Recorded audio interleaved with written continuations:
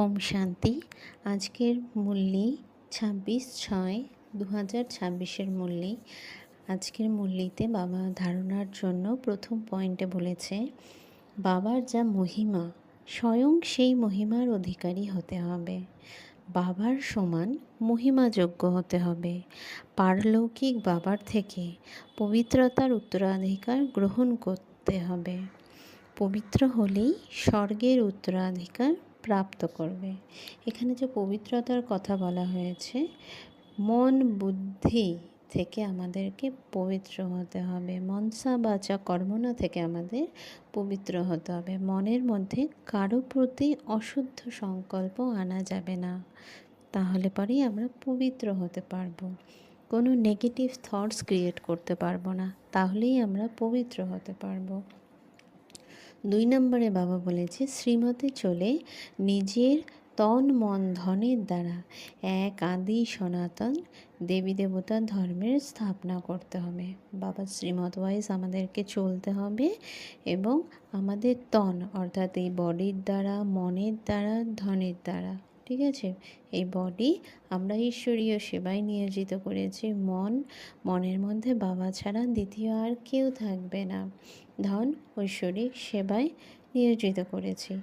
তো বাবা তাই বলছে, ধনের দ্বারা এক আদি সনাতন দেবী দেবতা ধর্মের স্থাপনা করতে হবে।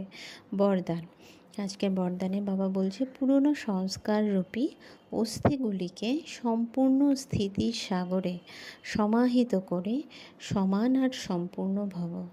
বাবা বিশ্লেষণে বলছে, বাবার সমান বা সম্পূর্ণ হওয়ার জন্য সৃষ্টির নিয়তির আগে নিজের দুর্বলতা আর ঘাটতিগুলিকে নিয়তি করো।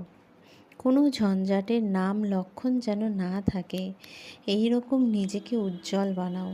যেরকম জন্ম পরিবর্তনের পর পুরনো জন্মের কথা ভুলে যায়, এই রকম পুরনো কথাগুলিকে, পুরনো সংস্কারগুলিকে ভস্ম করে দাও। অস্থিগুলিকে সম্পূর্ণ স্থিতির সাগরে সমাহিত করে দাও। তখন বলা হবে সমান আর সম্পূর্ণ।